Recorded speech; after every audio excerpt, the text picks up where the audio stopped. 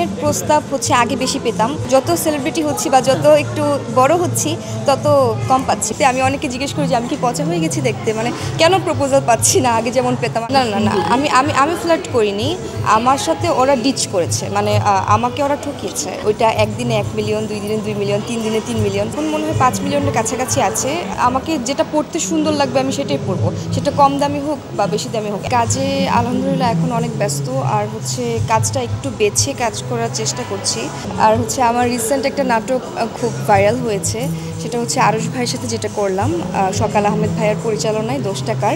ওইটা একদিনে 1 মিলিয়ন, 2 দিনে 2 মিলিয়ন, 3 দিনে 3 মিলিয়ন। সো মোটামুটি এখন মনে হয় 5 মিলিয়নের কাছাকাছি আছে। না এটা, হ্যাঁ, আমি বাংলাদেশি, আমি ভারতীয় না, তবে যদি এই কমপ্লিমেন্ট পাই আমার ভালো লাগে, খারাপ না। স্বাচ্ছন্দ্যের কথাটা আসলে আমি সবার সাথেই কমফোর্ট, আমি একজন শিল্পী, সো আমি সবার সাথে কাজ করতে চাই। আমার আমার সব কাজই আমার কাছে ভালো লাগে, মানে আমার কাছে এমন কোনোটা মানে স্পেসিফিক থাকে না যে এই কাজটা ভালো, এই কাজটা খারাপ হয়েছে। সো আমার কাছে মনে হয় আমার সব কাজই হচ্ছে অনেক স্পেশাল।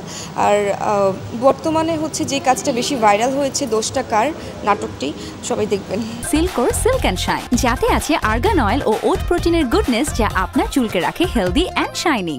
এটাতে রুহি নামে একটা ক্যারেক্টার ছিল, আমি মেন চরিত্রে অবশ্যই, রুহি আমার নাম ছিল। সো আমি পরপর 2বার হচ্ছে 2টা ছেলের সাথে হচ্ছে মানে ডিচ করি ওদেরকে। সো এটা আর কাহিনীটা আর বলবো না, এটা দেখতে হবে।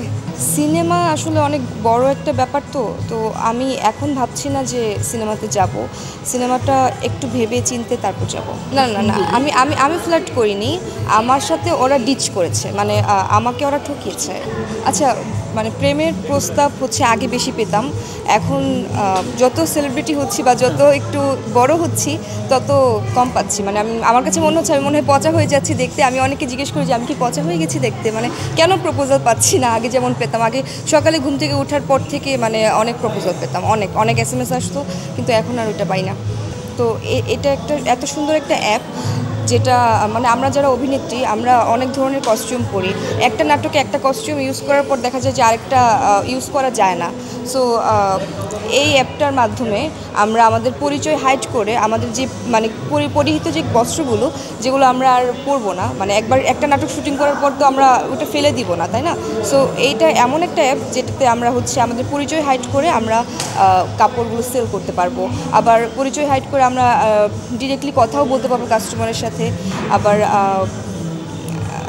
আমি কাপড় কিনতেও পারবো, মানে পারচেস করারও অপশন আছে অন্য নতুন কোনো নাটকের জন্য। দেখা যায় যে নাটকের শুটিংয়ের আগে আমরা অনেক হিমশিম খেয়ে যাই যে কাপড় কী করবো, কোনটা পরবো না পরবো। সো এটা এমন একটা অ্যাপ, এই অ্যাপের মাধ্যমে আমরা সব কিছু পারচেস করতে পারবো।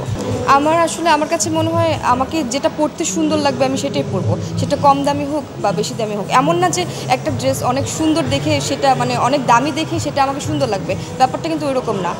মানে কম দামি ড্রেসও কিন্তু নায়িকাদেরকে সুন্দর লাগে। আমার কাছে মনে হয় নায়িকাদের চেহারাটাই সুন্দর। সো মানে ওইখানে ড্রেস আপ ফ্যাক্ট না, মানে অনেক দামি ড্রেস যে লাগবে এমন কোনো ব্যাপার না।